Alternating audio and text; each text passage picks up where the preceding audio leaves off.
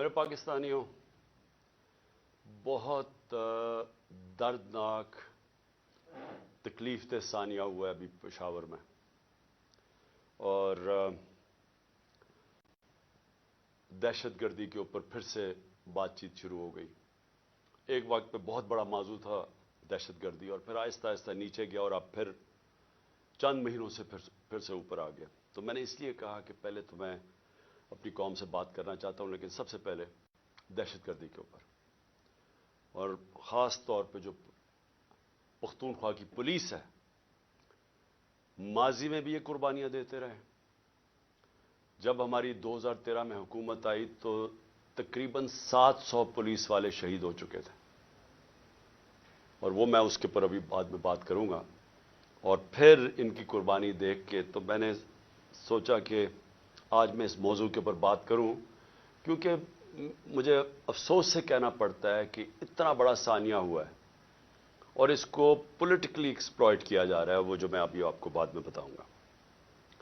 دیکھیے جی، ہوا کیا ہے، پاکستان کیوں اس جنگ میں پڑا ہے، یہ آپ سب کو سمجھنا ہے کہ اس کے پیچھے کیا ہوا کہ ہم پچھلے 20 سال سے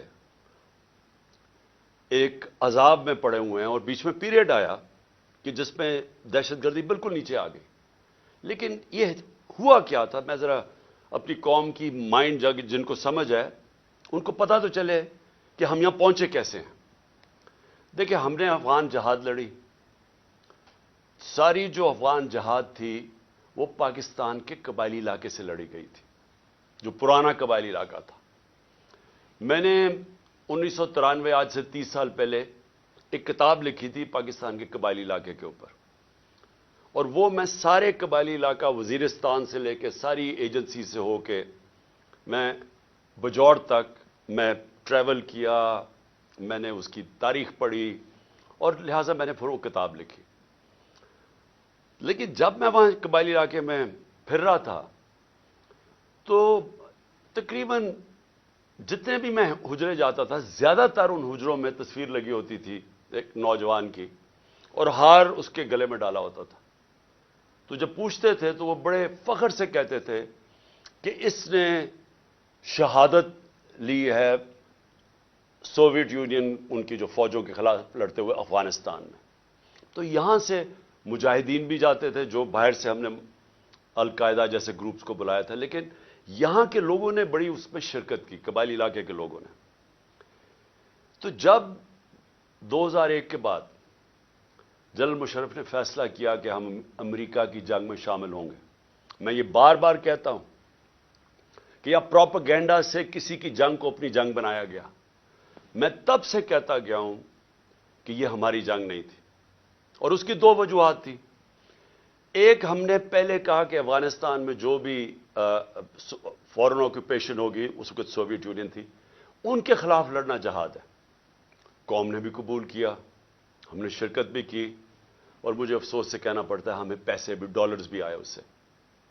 لیکن جب 2001 میں امریکہ اس کے بعد فیصلہ کرتا ہے افغانستان آنے میں، اور اب ہم اپنے لوگوں کو کہہ رہے ہیں، اپنی قوم کو بھی کہہ رہے ہیں، اور وہ لوگ جنہوں نے شرکت کی تھی اس افغان جہاد میں، وہ گروپس اور پھر وہ قبائلی علاقہ کے اندر جو لوگوں نے جس طرح میں نے آپ کو بتایا شہادتیں ہوئی اس افغان جہاد میں، اب ہم ان کو کہہ رہے ہیں کہ نہیں جی، اب یہ دہشت گردی ہوگی اگر امریکیوں کے خلاف آپ فورن آکوپیشن کے خلاف آپ لڑیں گے۔ اس کا ایک سب کو پتا تھا کہ اس کا ایک بیک لیش آنا ہے، اس کا رد عمل آنا تھا۔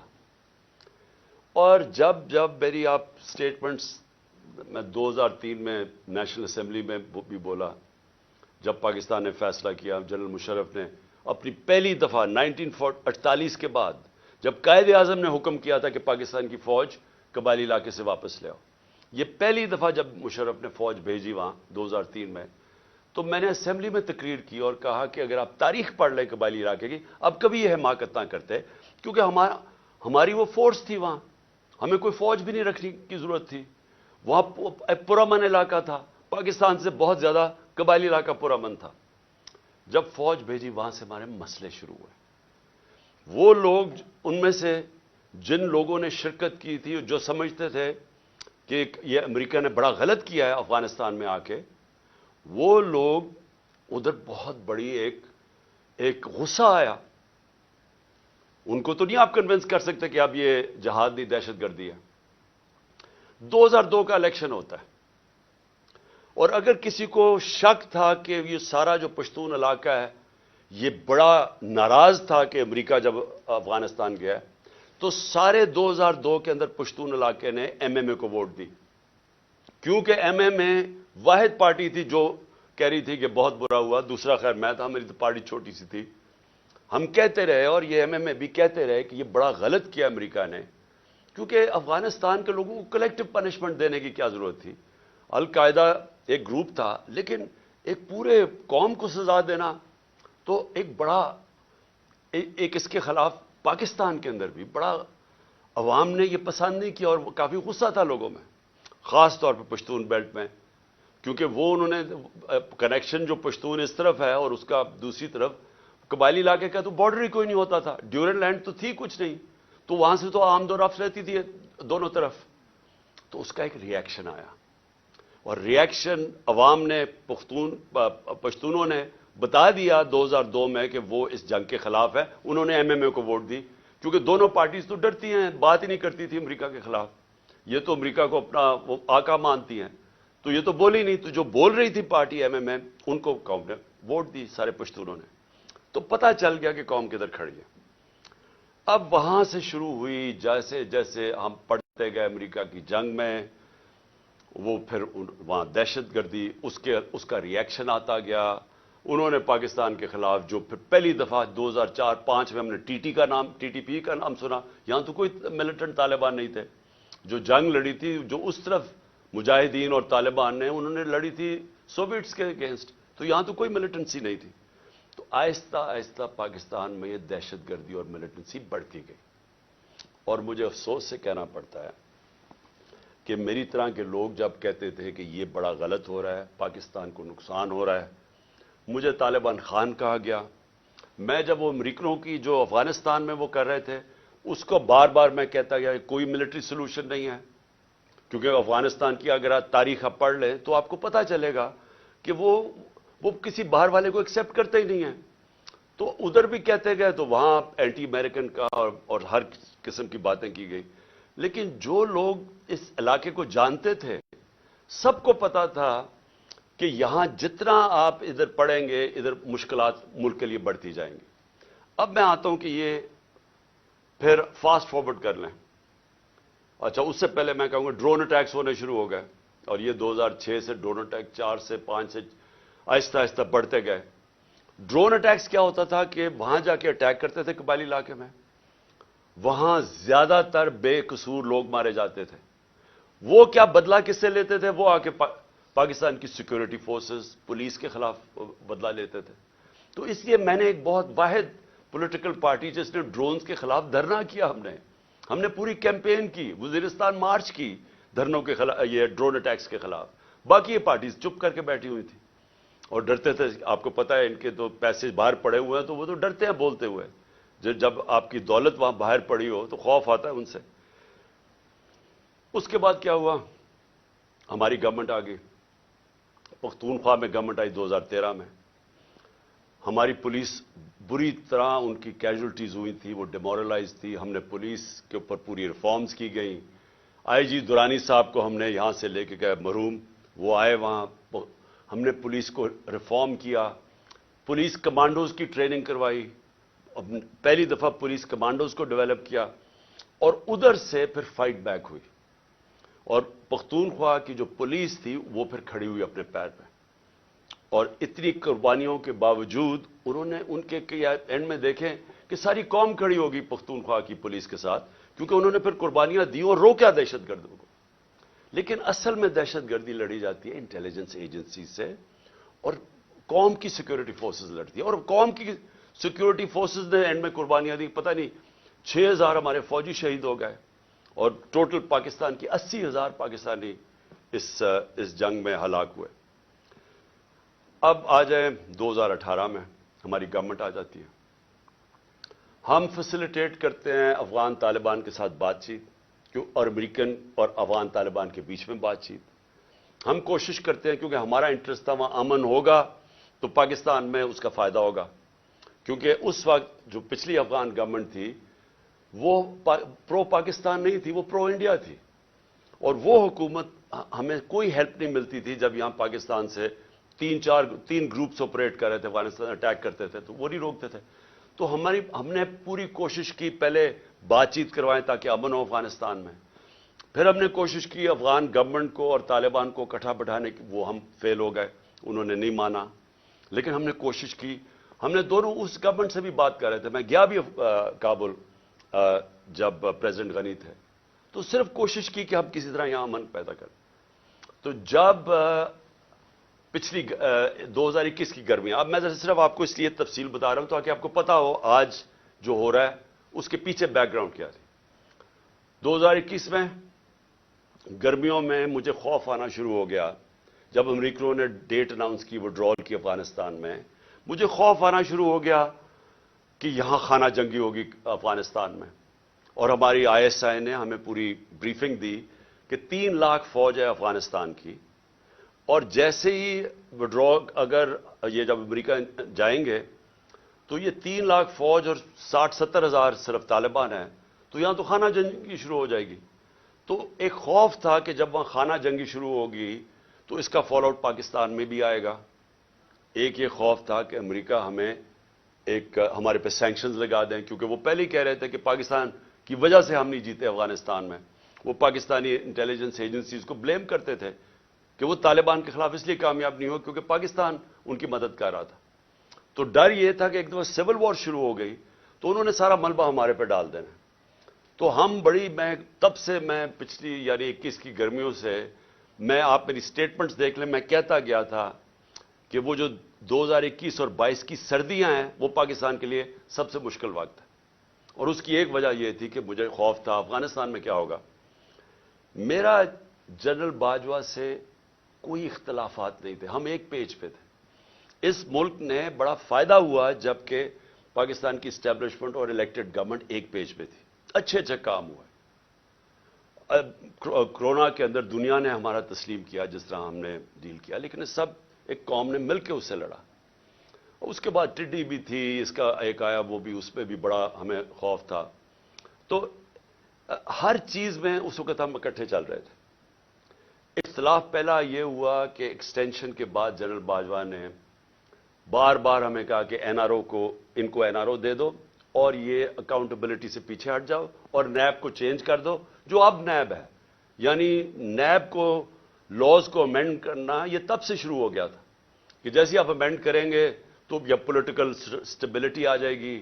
بیسکلی ان کو NRO دے دو, جو ہم نے ریفیوز کر دیا. میں نے میٹنگ بھی تھی ایک ہوئی تھی جس میں میرے سینئر منسٹرز بیٹھے تھے, جنرل باجوہ نے یہ تجویز دی. ہم نے کہا نہیں کرتے کیونکہ میں تو آیا پالیٹکس میں 26 سال پہلے تھا رول آف لا کے لیے اور انصاف, اور اگر انصاف نہیں ہوتا تو کرپشن ہوتی ہے. تو دوسرا اختلاف کدھر ہوا؟ دوسرا اختلاف ان سے ہوا جنرل فیض کے اوپر. اب میں آج ساری قوم کے سامنے رکھنا چاہتا ہوں جو حقائق کیا تھے.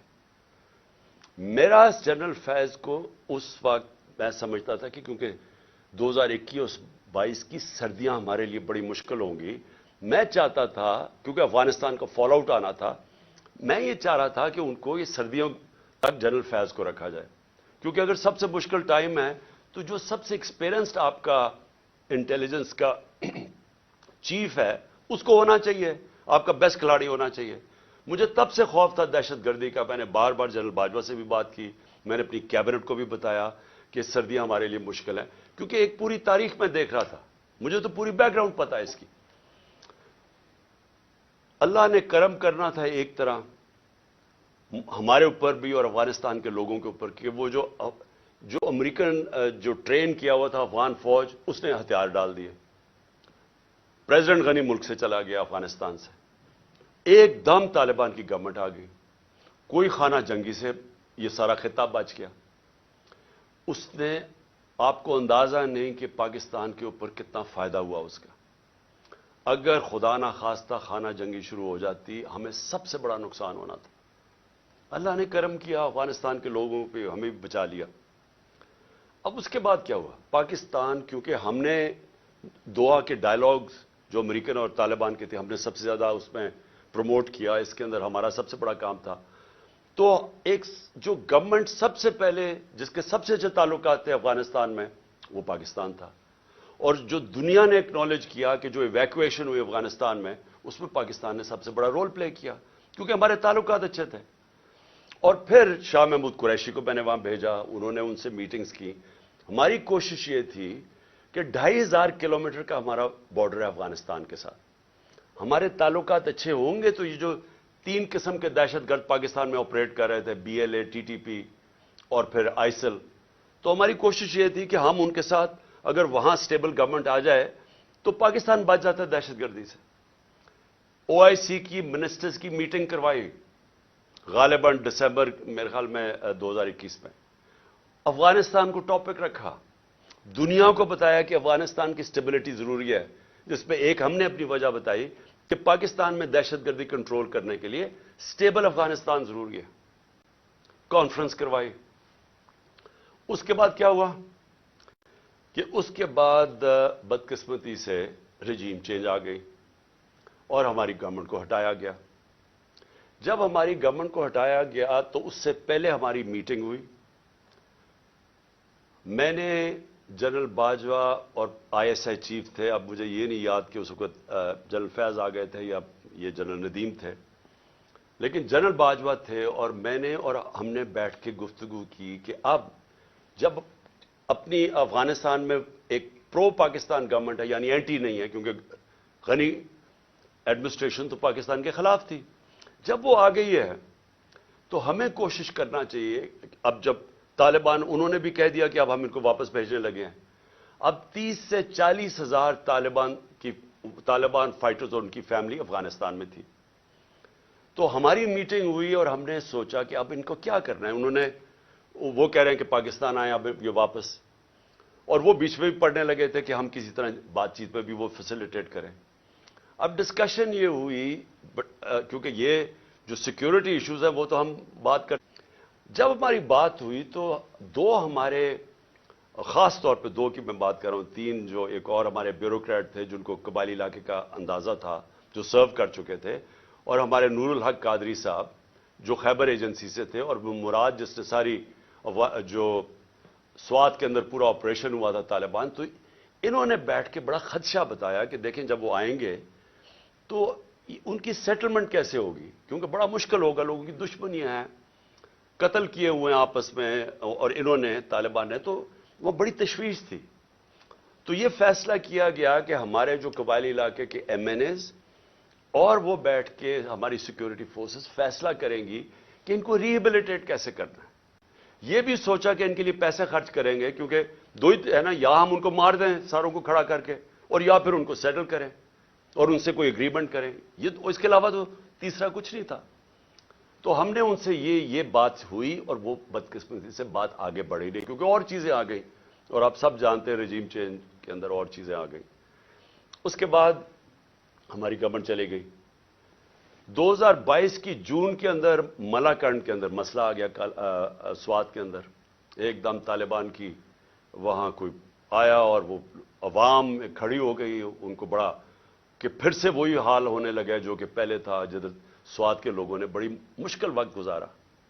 تو تب تشویش ہوئی, اور میں نے جون کے اندر پھر میٹنگ کی اپنے پختونخوا کے MNAs اور MPs کے ساتھ. KP ہاؤس کے اندر اسلام آباد میں میٹنگ کی, اور ان کو سب خدشہ تھا کہ یہ ایک نیا فینومینا پھر آ رہا ہے, یہ جو طالبان آ رہے ہیں وہاں سوات کے اندر جو ہو رہا ہے, اور پھر لیٹرز لوگوں کو آنے شروع ہو گیا کہ پیسے کے, اور پھر ہمارا ایک MP تھا اس کو گولیاں لگیں وہاں دیر کے اندر. تو سب سے میٹنگ ہوئی اور ان کو خوف تھا کہ یہ ہو کیا رہا ہے. اور پھر ہم نے, کیونکہ ہماری گورنمنٹ تھی KP میں, ہم نے انہیں کہا کہ آپ بات کریں وہاں کے کور کمانڈر سے, اور کوئی اگریمنٹ کریں کہ یہ کیا ہو رہا ہے, یہ فینومینا کیا ہے, کیونکہ سمجھ نہیں آ رہی تھی. لیکن اس گورنمنٹ نے کوئی ان کو سمجھ نہیں تھی کرنا کیا ہے, نہ ہی ان کی کوئی توجہ تھی وہاں. انہوں نے جب جون میں وہاں سے خدشہ ہوا کہ یہ ہو رہا ہے, یہ کیا فینومینا ہے, کیونکہ گورنمنٹ کے ہاتھ میں نہیں ہے پختونخوا کے. تو ان کے اندر کوئی کسی کو نہ سمجھ تھی نہ کسی کا انٹرسٹ تھا. عجیب عجیب سی ان کی مزاحیہ سٹیٹمنٹس آئیں اور وہ ایشو وہیں کا وہیں رہ گیا. اب یہ ایشو آہستہ آہستہ بڑھنا تھا اور اب جدھر یہ پہنچ گیا ہے مجھے اب ہوا کیا. جب پولیس پہ جب یہ اٹیک ہوا مسجد کے اندر تو ابھی وہ لوگ وہ بیچارے جو میں پھر سے آج سب کے سامنے ہم سب کو تکلیف ہے کہ جو جس طرح کے ہم نے وہ سینز دیکھے ہیں اور جس طرح وہ پولیس والوں کے اوپر ایک غصہ اور ایک غم طاری ہوا تھا وہ ہم نے دیکھا سب نے. تو سوال ابھی یہ پوچھا جائے کہ گورنر کے پی نے ابھی تو لوگوں قبروں میں دفن بھی نہیں کیا, ابھی تو لوگ تکلیف میں ہیں, ابھی تو انالیسز ہی نہیں ہوا کہ یہ ہوا کیا ہے. گورنر کے پی خط لکھ دیتا ہے کہ جی الیکشن کو ڈیلے کیا جائے, ملک صوبے کا صورتحال ٹھیک نہیں ہے. اب میرا یہ سوال ہے کہ جو لوگ یہ اب سمجھ رہے ہیں کہ یہ جو دہشت گردی بڑھائی جا رہی ہے اور جو پہلے سے بھی یہ پی ٹی آئی کی گورنمنٹ کے خلاف ہے اور یہ الیکشنز کو متاثر کر رہی ہے اور یہ الیکشنز ڈیلے کرنے کے لیے, تو گورنر نے تو خط سے یہی اسی طرف لوگوں کو جس کا نہیں بھی سوچتا وہ ادھر چلی گئی ہے.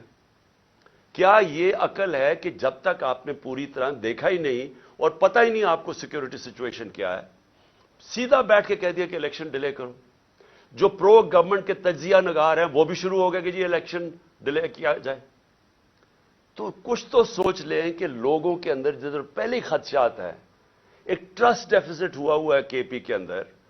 پختونخوا کے لوگوں کو اعتماد چلا گیا ہے کہ یہ دہشت گردی ہے کیا. ہم سب جانتے ہیں کہ پی ٹی ایم کے کیا نعرے ہیں, اور جب پہلے سے خدشے ہیں تو یہ گورنر سٹیٹمنٹ دے رہا ہے کہ جناب الیکشن ڈیلے کر دیں. تو میرا سب سے بڑا سوال اب یہ ہے کہ آج میں اس گورنمنٹ اور ان کے لوگوں سے پوچھنا چاہتا ہوں کہ جو ہمیں ذمہ دار ٹھہرا رہے ہیں, میں یہ پوچھنا چاہتا ہوں کہ میں اس کا تو جواب دے سکتا ہوں جب ہم اقتدار میں تھے. جب ہم اقتدار میں نہیں ہیں یہ کہنا کہ کیونکہ اس دور میں انہوں نے یہ کیا تو آج یہ ہو گیا. سوال یہ ہے کہ ہمارے دور میں کیوں نہیں ہوا. 2013 سے ہماری گورنمنٹ تھی پختونخوا جو سب سے بڑا صوبہ جو تباہی میں چی. 2013 سے 18 تک ذرا دہشت گردی دیکھ لیں کہ پختونخوا میں کتنی ہوئی ہمارے دور میں, اور 2018 سے اب تک ہماری جب گورنمنٹ تھی مجھے یہ بتا دیں کتنی دہشت گردی تھی. تو آج ہمیں یہ کہا جا رہا ہے کہ جناب وہ کیونکہ انہوں نے پتہ نہیں کیا کیونکہ آج دہشت گردی بڑھ گئی. یہ بالکل اس لیے ہے, اسی طرح ہے جس کے اوپر ابھی میں اس کے بعد آؤں گا کہ جناب انہوں نے پتہ نہیں آج جو معاشی بحران آ گیا اور جو تباہی مچ گئی ہے پاکستان میں, جو لوگوں کی امید ہی ملک سے چلی گئی ہے, جو معاشی حالات ہیں, تو وہ کہہ رہے ہیں کہ جی وہ ہماری وجہ سے ہوا ہے. ہم اس کے ذمہ دار ہیں جو ہمارے دور میں ہوا ہے. جب ہم پاور میں نہیں ہیں ہمارے سے کیوں جواب پوچھ رہے ہیں. میں آج پھر سے میں بار بار کہتا رہوں گا, مجھے ان کا پتہ تھا کہ یہ نااہل اور کرپٹ لوگ, انہوں نے تو 30 سال حکومت کی اور ملک کو یہاں پہنچایا ہے. اور اب یہ کہنا کہ یہ جو جنرل باجوہ کی سوچ تھی کہ اب آ کے یہ ملک ٹھیک کر دیں گے, جو 17 سال میں سب سے بہتر پاکستان کی اکنامک پرفارمنس تھی, اس اکنامک پرفارمنس کے اوپر رجیم چینج کر کے ان کو لے آئے. میں بار بار جنرل باجوہ کو کہتا رہا اور میں نے واضح طور پہ شوکت ترین کو بھجوایا. میں اس لیے آپ کو کہوں گا کہ ہمیں پتا تھا یہ کیا ہونا ہے. میں ان کو جانتا ہوں 30 سال سے جو انہوں نے کیا پاکستان کے ساتھ. یہ جو قرضے چڑھے ہوئے ہیں جب سے یہ آئے ہیں, دیکھیں انہوں نے یہ امیر ہوتے جاتے ہیں, ملک مقروض ہوتا جاتا ہے. تو انہوں نے ملک کیسے ٹھیک کرنا تھا. جو ملک کو تباہی کی طرف لے کے جائے وہ ملک ٹھیک کیسے کر سکتا ہے. ان کے یہ جو نون لیگ کی 99 یہ گورنمنٹ چھوڑ کے گئے ہیں, ذرا دیکھ لیں کہ کیا حال تھا پاکستان کی معیشت کا, اور اب یہ جو 2018 میں چھوڑ کے گئے تب دیکھ لیں کیا حال تھا. تو اب ان کو جب ہمیں ہٹا کے ان کو لے کے آئے, انہوں نے اب ٹھیک کر دینا تھا ملک. چلتی ہوئی معیشت جو 17 سال میں اس کی گروتھ ریٹ یعنی جو اکانومی میں دولت میں اضافہ ہو رہا تھا 5.7 اور 6%, آخری 2 سالوں میں کرونا کے باوجود. کرونا کا بھی میں بار بار آپ کو اس لیے یاد کرواؤں گا, یہ دنیا کے اندر اتنا بڑا ثانیہ صدی میں ایک دفعہ آتا ہے. اور دیکھیں گے پاکستان کیسے نکلا اس میں سے، اور پھر اپنے لوگوں کو، معیشت کو، سب کو بچا لیا، غریبوں کو بچا لیا۔ اور ہم جب وہاں سے جب اس کو بتایا جنرل باجوہ کو کہ یہ نہ کامیاب ہونے دیں، اور اس لیے کامیاب نہ ہونے دیں کیونکہ یہ نہیں سنبھال سکیں گے، اور وہی ہوا۔ جیسے ہی آئے ملک نیچے جانا شروع ہو گیا۔ مجھے بتائیں کون سا اتنا بڑا عذاب آیا تھا؟ کیا چینج آیا کہ دہشت گردی بھی اسپانوں میں چلی گئی اور یہ معیشت بھی زمین پہ چلی گئی؟ کون سا چینج آیا تھا؟ یعنی کوئی مجھے سمجھائے کہ ہمارا تو مسئلہ بنا ہوا تھا، تیل پہنچ گیا تھا 110 سے $115 بیرل، اب وہ آگے ابھی اوپر ہی بھی ہے تو $85 کا ہے۔ تو جب اصل تو مہنگائی تیل کی وجہ سے آتی ہے جو آپ امپورٹ کرتے ہیں، تو ہم نے تو جو انرجی کی قیمتیں وہ بھی اوپر گئیں، کموڈٹی سپر سائیکل جس کو کہتے ہیں اس کو بھی گزارا۔ 2.5 سال ہم IMF کے نیچے تھے، IMF کے پروگرام سے بھی گزرے۔ اس کے باوجود اگر ہم یہ پاکستان کی دولت میں اضافہ کر سکتے ہیں، انڈسٹری بھی گرو کر رہی تھی، کسان بھی خوش تھا، سروسز بھی اوپر جا رہی تھی، فیوچر ٹیکنالوجی اس میں گروتھ آ گئی تھی، ہمارے ٹیکس کلیکشن بڑھ گئے تھے، ہمارے record tax collection, overseas Pakistani کو اعتماد تھا ہمارے پہ، وہ ریمیٹنسز ریکارڈ بھیج رہے تھے $31 ارب کی، تو یہ آتے ساتھ ہی آج نیچے کیسے پہنچ گئے؟ یہ ہونا ہی تھا۔ اور میں آپ کو صرف یہ بتانا چاہتا ہوں کہ آج ہم کدھر جا رہے ہیں۔ میرے سے وہ چیزیں پوچھیں جب میں اقتدار میں تھا، اگر یہ نہ ہٹاتے پھر ہم ذمہ دار تھے۔ اگر یہ نہ سازش کر کے، یہ جو شہباز شریف اب بولتا پھرتا ہے، کیوں آپ نے سازش کی تھی کہ اگر آپ کو اتنا خوف تھا، ہماری تیاری نہیں تھی، ملک کے حالات بہت برے تھے، ہمیں رہنے دیتے۔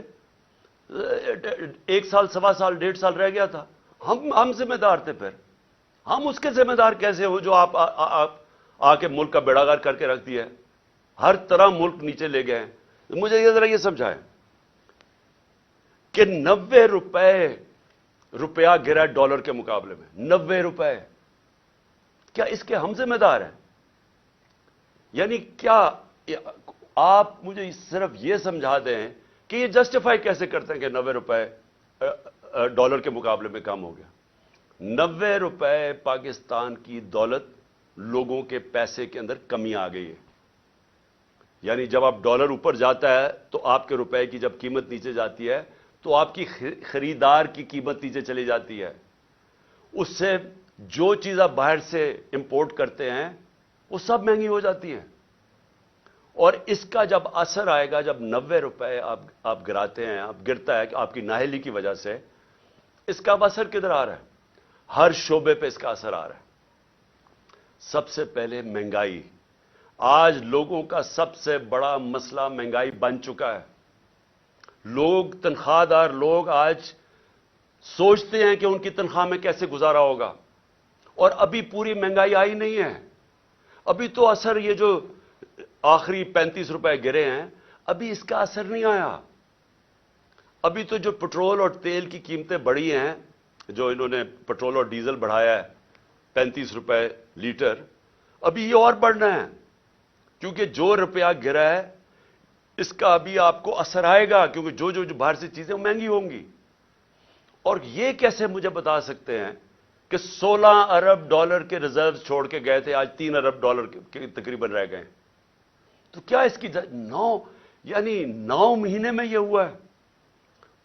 تو پھر سے میں کہتا ہوں، کون سی قیامت آئی تھی کہ ملک کو یہاں پہنچا دیا؟ اور میں عوام کو بتانا چاہتا ہوں کہ ابھی جو مہنگائی ہے ہمارے دور میں، جو کہ عوام کو، لوگوں کو افیکٹ کرتی ہے، اسے کہتے ہیں سینسٹیو پرائس انڈیکس۔ کھانے پینے کی چیزیں جو گھروں میں، آپ کی کچن میں، آپ کو جو عام لوگ، جو سفید پوش، جو تنخواہ دار، جس کو لوور مڈل کلاس کہتے ہیں، جو مزدور ہیں، ان کو سب سے زیادہ افیکٹ کرتی ہے، جس کو کہتے ہیں SPI، سینسٹیو پرائس انڈیکس۔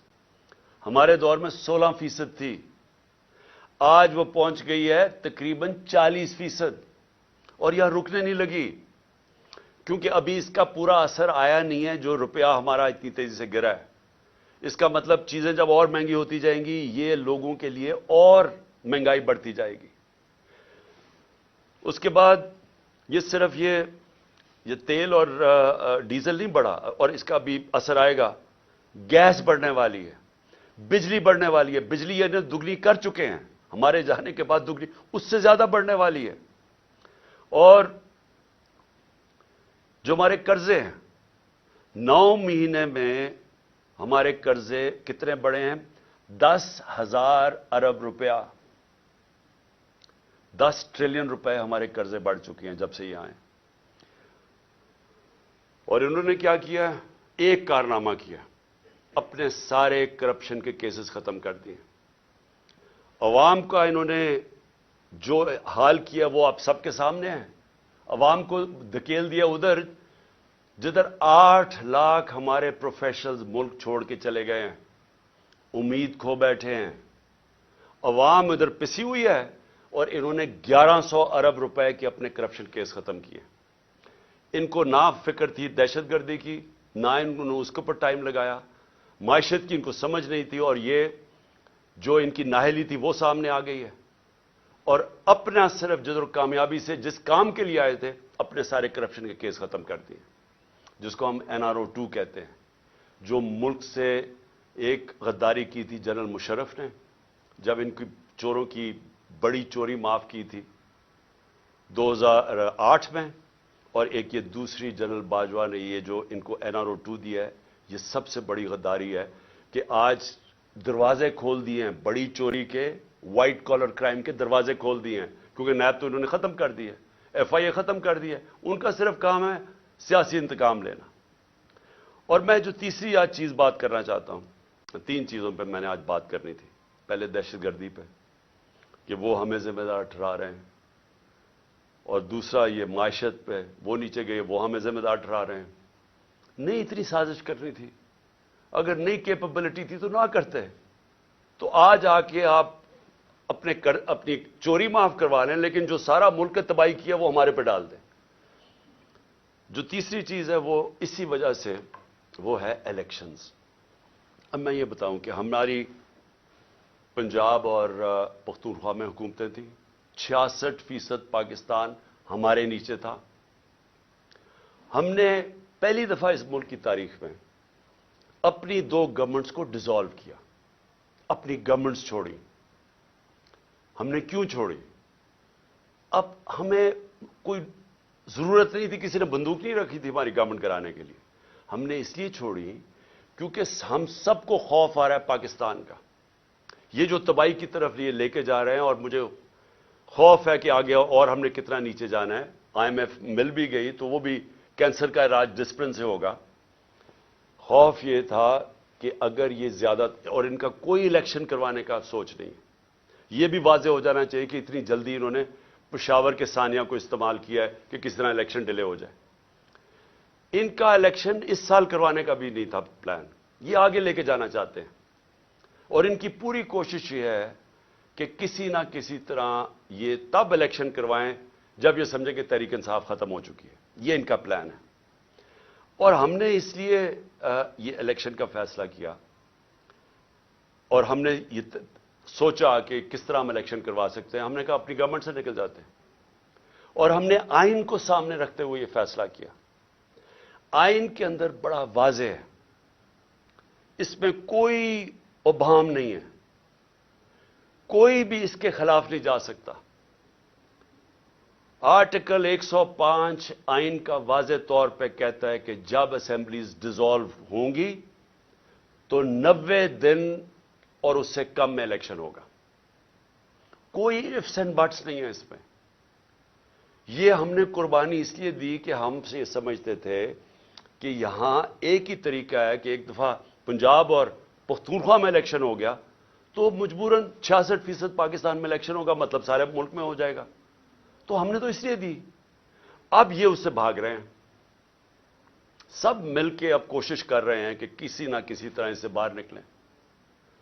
اب میں سارے پاکستانی کو بتانا چاہتا ہوں, اپنی ساری لیگل کمیونٹی کو بتانا چاہتا ہوں, اپنے وکلا اور اپنی عدلیہ کو بتانا چاہتا ہوں کہ جتنا بڑا یہ نقصان پہنچے گا اگر یہ کامیاب ہوگا 90 ڈیز سے آگے لے جانے کی, یہ وہی ہوگا لینڈ مارک جو کہ ایک دفعہ जस्टिस मुनीर ने इस मुल्क के अंदर रूल ऑफ लॉ को ख़त्म करके डॉक्ट्रिन ऑफ नेसेसिटी लेके आए थे। वो कोई नहीं भूला आज तक। कोई वजह नहीं है कि 90 डेज से आगे लेके जाएं। ये कहेंगे कि जी ओहो दहशतगर्दी हो गई। 2013 में दहशतगर्दी नहीं थी, 2008 में दहशतगर्दी नहीं थी, तब क्यों नहीं इलेक्शन आगे किए? और फिर और ये याद रखें कि 2008 के अंदर इलेक्शन इसलिए आगे किए गए थे क्योंकि वहां एक डेमोक्रेटिक सेटअप नहीं था, जनरल मुशर्रफ की गवर्नमेंट थी, इसलिए इलेक्शंस को आगे किया गया था। तो ये जो प्लान कर रहे हैं कि जी किसी तरह उसकी आड़ लेके दहशतगर्दी की इलेक्शन आगे करेंगे, इससे बड़ा जुल्म इस मुल्क में नहीं होगा, क्योंकि इसका मतलब कि वो सेटअप सिर्फ इसलिए रह जाएगा, वो डरा सिर्फ एक रास्ते में है कि कहीं इमरान खान और पीटीआई ना जीत जाए। और वो उन्होंने किया कि आइन की वायलेशंस तो भी शुरू कर दिए। सबसे पहले तो एक जो आर्टिकल 105 है, गवर्नर ने क्यों नहीं अनाउंस की डेट अभी तक? ये डायरेक्ट आइन की वायलेशन है। जो भी 90 डेज से आगे लेके जाएगा उसके ऊपर आर्टिकल 6 लगेगा। और दूसरी चीज, जो इन्होंने केयर टेकर गवर्नमेंट्स बनाई है, ये बिल्कुल पाकिस्तान की आइन की वायलेशन है। आइन ने सिर्फ केयर टेकर गवर्नमेंट का सेटअप इसलिए होना था कि वो गैर जानिबदार होंगे, इम्पार्शल होंगे, ताकि इस गैर जानिबदार सेटअप ही सिर्फ मुल्क में साफ और शफाफ इलेक्शन करवाएंगे। यह मकसद था उसका। हो क्या रहा है अब? वो हुकूमतें आ गई हैं पख्तूनख्वा में और यहां पंजाब में, जो ये नहीं कि वो सिर्फ गैर जानिबदार नहीं है, वो सख्त हमारे खिलाफ हैं। अभी से सारे कदम उठाने शुरू हो गए हैं, जो कि ये शहबाज शरीफ की हुकूमत भी ना थोड़ा सोच समझ के करती, क्योंकि जल्दी में है। अभी से हमारे ऊपर केसेस कदम जो फवाद चौधरी से उन्होंने किया, और फवाद चौधरी से क्यों किया? फवाद चौधरी का ये बताने की कोशिश कर रहे हैं कि हम इस तरह आपको जलील करेंगे, हथकड़ियां। वो कोई दहशतगर्द था, उसके मुंह पर कपड़ा डाल के लेके आ रहे हैं, उसको कमरे में यानी इतनी सर्दी के अंदर उसको कमरे में जमीन पे उसको सलवा रहे हैं। वहां कौन सा जुर्म किया उसने? आजम स्वाति से पहले यह किया, शहबाज गिल से पहले यह किया।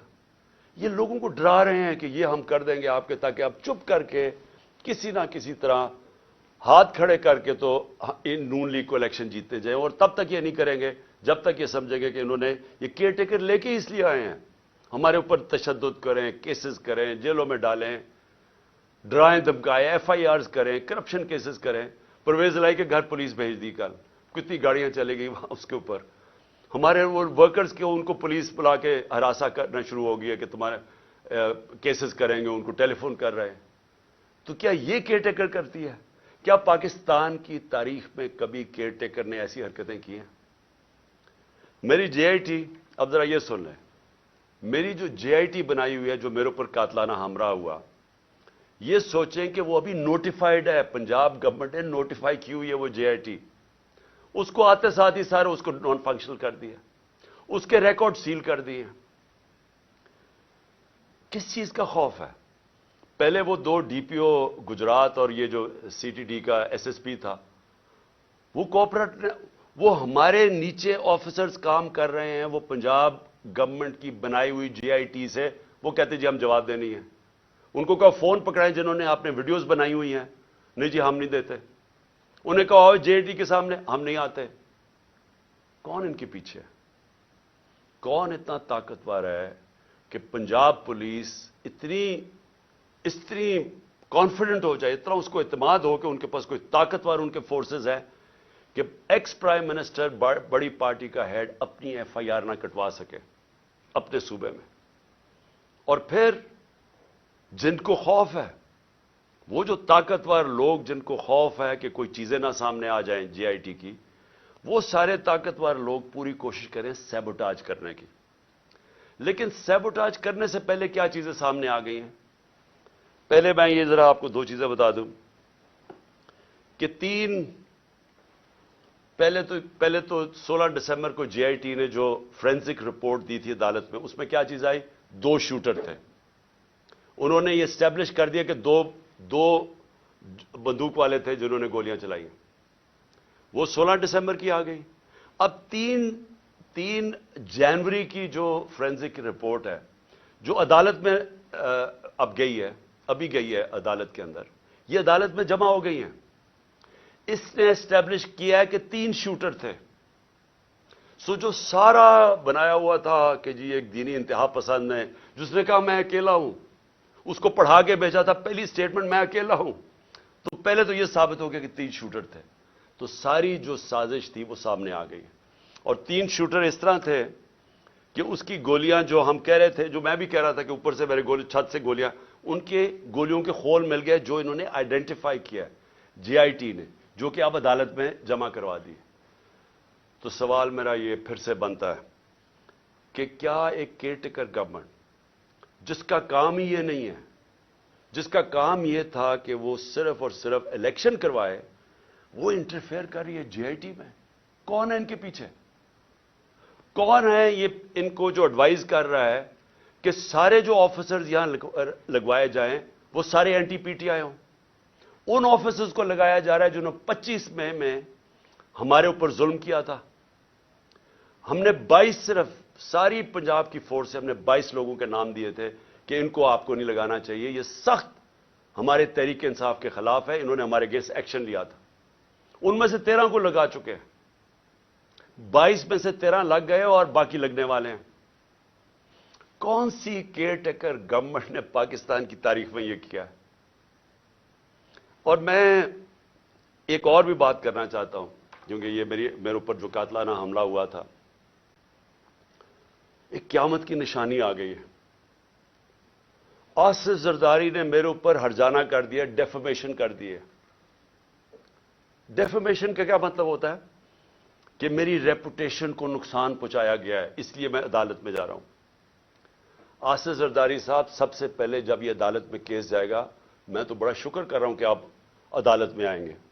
سب سے پہلے وہ آپ سے پوچھیں گے کیا آپ کی کوئی ریپوٹیشن ہے جو خراب ہوئی ہے، اس کو نقصان پہنچ سکتا ہے. ساری دنیا میں مضمون آپ کو دکھائیں گے پہلے کہ مسٹر 10% آپ کا نام رکھا گیا تھا، کہ ہر چیز کے اوپر پیسے بناتے تھے. سندھ کے لوگوں سے پوچھیں کہ کیا ظلم کا نظام آپ نے وہاں رکھا ہوا ہے. قرآن پہ ہاتھ رکھ کے بتائیں کہ آپ نے اب تک کتنے لوگ مروا چکے ہیں. وہ جج کا جو نام آپ کے اوپر آتا ہے، بتائیں نا لوگوں کو کہ آپ نے کیا کیا کیا اپنی ماضی میں، کس طرح کی دہشت پھیلائی ہوئی آپ نے سندھ کے اندر. میں تو شکر کر رہا ہوں کہ میرے اوپر ہرجانہ کریں آپ. اور پھر کیا یہ جب میں کہہ رہا تھا کہ میرے اوپر حملہ ہونے والا، یہ جو جی آئی ٹی کی رپورٹ کے سامنے کہ ایک دینی انتہا پسند کے نام پہ مجھے قتل کریں گے، تو کیا کسی نے رائٹنگ میں دیا تھا کانٹریکٹ؟ مجھے پتا چل ہی گیا تھا نا کہیں سے. تو میں اس لیے بول رہا تھا تب، اور جلسوں میں کہہ رہا تھا کہ کرنے والے ہیں. اس سے پہلے بھی ایک پلان بنایا ہوا تھا، یہ پلان بھی بنا تھا. تو کوئی مجھے رائٹنگ میں تو کسی نے نہیں کہا تھا کہ آپ ثبوت دیں. جی مجھے انفارمیشن ملی تھی تو میں نے کہا تھا، اور وہ ساری انفارمیشن ثابت ہو رہی ہے. یہ جو جی آئی ٹی میں کور اپ کرنے کی کوشش ہو رہی ہے، یہ طاقتور لوگ اپنے آپ کو بچا رہے ہیں، اس لیے وہ خوف زدہ ہیں کہ کہیں سچ نہ سامنے آ جائے. اور یہ جو آصف زرداری آپ نے جو گیم کی ہے، یہ ایک سپلنٹر گروپ ہے دہشت گردوں کا. اور میری انفارمیشن اتنی سالڈ ہے، وہ اتنی سالڈ ہے کہ وہ اس میں جو مجھے ڈیٹیلز پتا ہے کہ کون سے وہ ایجنسیز کے آفیسرز اس کے ساتھ آپ کے ساتھ ملے ہوئے ہیں جنہوں نے پلان کیا ہے. پہلے تھا ایک قتل کا پلان ہے، اس کو میں نے جب 4 نام میں نے ٹیپ پہ ریکارڈ کر کے ملک سے باہر پہنچا دیے، مجھے کچھ ہوگا وہ نام آ جائیں گے. پھر پلان بی بنا جس میں 3 لوگ ملوث تھے، اس کا میں نے سیدھی طرح، اور اس کی ایف آئی آر، اس کی کیونکہ ایف آئی آر نہیں ہوئی، اسی سے ثابت ہوتا کہ وہ 3 ملوث تھے. کیونکہ میری رائٹ ہے، یہ تو میرا حق ہے کہ ایف آئی آر، میرے اوپر قاتلانہ حملہ ہوا، مجھے اجازت ہونی چاہیے تھی، انویسٹیگیشن میں اپنے آپ کو ثابت کر لیتے ہیں. اور یہ جو تیسرا ہے، جو یہ پلان انہوں نے کیا ہوا ہے، اب یہ دہشت گردی کے نام پہ ہوگا کہ پہلے تو دینی انتہا پسند نا، سلمان تسیب ٹائپ مرڈر. اب یہ ہوگا کہ جی دہشت گردی ملک میں آ گئی ہے، تو جی دہشت گرد کا خود کش حملہ ہو گیا اور عمران خان کو مار دیا. میں یہ اس لیے ساری قوم کے سامنے لے کے آ رہا ہوں کہ آصف زرداری، آپ نے جو اربوں روپیہ اس ملک کا چوری کر کے باہر رکھا ہوا ہے، یہ قوم آپ کو معاف نہیں کرے گی. اس لیے میں نے کیا ہے کہ آپ پیسہ نہ انجوائے کریں، بعد میں یہ سمجھیں حملہ کروا کے کروا دیں. اور وہ جو آفیسرز بھی ہیں ان کا بھی مجھے پتہ ہے کون ملوث ہے ان کے اندر. اور اس لیے میں پہلے سے لوگوں کو آگاہ کر رہا ہوں، اور میں بڑا شکر کر رہا ہوں کہ اس آدمی کو میرے ساتھ عدالت میں کھڑا کرو. میں اس کی پوری کتاب ہوگی، اتنی بڑی کتاب ہوگی بتانے کے لیے کہ اس کے پاس ریپوٹیشن ہی نہیں ہے ڈیفینڈ کرنے کے لیے. آخر میں اپنی قوم کو میرا آخری پیغام یہ آج کی تقریر کا کہ دیکھیں، ایک ملک پھر سے یہ یاد رکھیں کہ ہم جس طرح جا رہے ہیں یہ ملک ہم تباہی کی طرف جا رہے ہیں. کیوں؟ کیونکہ ہمارا ایک بہت بڑا، جب پاکستان بنا تھا اس کے پیچھے ایک بڑا فلسفہ تھا، اس کے پیچھے قربانیاں تھیں، اس کے پیچھے ایک بڑی خواب تھی. اس ملک کو بنانے کے لیے ساری دنیا، مسلمان دنیا میں خوشیاں ہوئی تھیں. مجھے البینیا کا پرائم منسٹر ملا ایک دفعہ. اس نے کہا کہ ہم قائد اعظم کی تقریریں سنا کرتے تھے، اب وہ فوت ہو گئے، ہم ریڈیو پہ سنا کرتے تھے. اور نیلسن منڈیلا نے کہا کہ وہ قائد اعظم کی تقریریں سنتے تھے کیونکہ وہ سارے آزادی کی جنگ میں ملوث تھے. اور اس نے کہا کہ مٹھائیاں بانٹی گئیں البینیا کے اندر جب پاکستان بنا. یہ ساری مسلمان دنیا میں ایک ہوپ آئی کہ کیسا ملک بنے گا. اس وقت سب سے بڑی پاکستان کی آبادی تھی مسلمان ملکوں میں. بدقسمتی سے ناانصافی کی وجہ سے ایسٹ پاکستان علیحدہ ہوا. تو اس وقت سارے لوگوں نے امید لگائی ہوئی تھی کہ ایک ایسا ملک آئے گا جو لیڈ کرے گا مسلمان دنیا کو. ہم کدھر پہنچ گئے وہاں سے؟ ہمارے پاس یہ چور اوپر بیٹھ کے آ کے پیسے ان کے باہر پڑے ہیں، ملک کا ان کو کوئی فکر ہی نہیں ہے. روپیہ 90 روپیہ ڈالر مہنگا ہو گیا ہے ان کے 9 مہینے میں. ان کو کیا فائدہ ہوا؟ ان کو کیا نقصان ہوا؟ فائدہ ہی فائدہ، نقصان زیرو. کیونکہ ان کے ڈالرز میں پیسے پڑے ہوئے ہیں باہر. ان کے تو ڈالر اور ان کی ویلیو اوپر چلے گئی. انہوں نے تو پیسہ باہر رکھا ہوا ہے، ان کو تو فائدہ ہو گیا. نقصان ہماری طرح کے پاکستانیوں کو ہو رہا ہے جن کا جینا مر رہا ہے یہاں. ان کے لیے تو عذاب ہو جاتا ہے. جی ای سی ایل پہ ڈال دیا، مجھے ڈالیں ای سی ایل پہ. مجھے کیوں نہیں فکر کہ اچھا جی ای سی ایل پہ ڈالیں گے تو مجھے بڑا کوئی مسئلہ ہو جائے گا. ان کو کیوں مسئلہ ہے؟ کیونکہ پیسے گننے ہوتے ہیں، پراپرٹیز باہر دیکھنی ہوتی ہیں، بڑے بڑے ہیرڈ جیسی جگہ پہ شاپنگ کرنی ہوتی ہے، بڑے بڑے باہر ریسٹورنٹس میں جب اتنا بڑا پیسہ آ جائے تو وہ خرچ بھی کرنا ہے نا. وہ پاکستان میں تو نہیں ہو سکتا.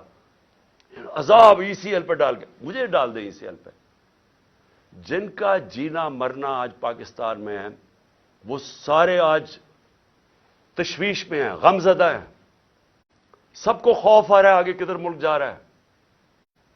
میں ہر پاکستانی کی بات کر رہا ہوں جو سمجھتا ہے کہ یہ ہماری ماں ہے، ہمارا ملک ہے. وہ سب آج ان سب کو خوف آ رہا ہے کہ جو ڈائریکشن میں پاکستان جا رہا ہے. اور میں پھر سے یہ کہتا ہوں کہ ہمیں وقت ہے ابھی بھی، اور ایک راستہ ہے بس. جو مرضی، میں آپ سے نہیں کہہ رہا، میں 8-9 مہینے سے ایک ہی بات کہہ رہا ہوں کہ یہ جو لوگ آئے ہیں اس سے نکلنے کا ایک ہی حل ہے. ایک فری اینڈ فیئر الیکشن کروائے جائیں جلدی سے جلدی. عوام کے مینڈیٹ سے گورنمنٹ آئے. جب عوام کی بیکنگ سے گورنمنٹ آئے گی وہ بڑے فیصلے کرے گی. یہ چوہوں کی طرح نہیں، یہ چوروں کی طرح نہیں جو ڈرتے ہیں فیصلے کرتے ہوئے کیونکہ ان کو ان کا تو مقصد ہی گورنمنٹ میں اور آنے کا. یہ ملک تو ٹھیک نہیں کرنے آئے. ان لوگوں کو جن کو پبلک بیک کرے گی، پبلک مینڈیٹ سے آئیں گے، وہ بڑے فیصلے کریں گے. جب وہ بڑے فیصلے کریں گے اس فیصلوں سے یہ ملک نکلے گا اس بحران سے. یہ صرف انتظار کر رہے ہیں. میں ختم کرتا ہوں، کرکٹ سے ختم کرتا ہوں کیونکہ میری بڑا زندگی کا حصہ تھا کرکٹ. یہ میچ ایسا ہے، یہ میچ کھیلنا چاہتے ہیں ان کے اپنے امپائر، اپنے سلیکٹروں، اپنی پچ ہو، اپنا تھرڈ امپائر ہو. قانون یہ بیچ میں میچ کے بدلتے رہے. دیکھ رہے ہیں نا دوسری ٹیم شاید جیت نہ جائے، قانون بھی بدلتے ہیں، قانون بھی گیم کے یہ بدل رہے ہیں. اور جو مخالف ٹیم ہے اس کے کیپٹن کو یہ جیل میں ڈالنا چاہتے ہیں، اس کی اچھے پلیئرز کو یہ ان کے اوپر مقدمے کر کے ان کو باہر رکھنا چاہتے ہیں ٹیم سے، باقی جو ٹیم ہے ان کو کوئی پولیس ڈنڈے شنڈے مار کے کسی کی ٹانگ توڑ دی، کسی کا ہاتھ توڑ دیا۔ اوپر سے جب یہ سمجھے گے نا کہ اب یہ ٹیم بالکل ہی اب نکارہ ہو گئی ہے، تو پھر وہ 12th مین جو باہر لندن میں بیٹھا ہوا ہے وہ جب سمجھے گا نا، وہ اتنا ڈرپوک آدمی، وہ صرف تب واپس آئے گا جب وہ سمجھے گا اب ٹیم قابل ہو گئی ہے کہ جناب میں اب نیلسن منڈیلا آ کے اب میں جیتوں۔ ایسے ہونا نہیں لگا، کیونکہ ایک اور امپائر ہے مالک یوم الدین، وہ فیصلہ کر بیٹھا ہے آپ جو مرضی کر لیں، میچ آپ نے ہارنا ہے۔ پاکستان زندہ باد۔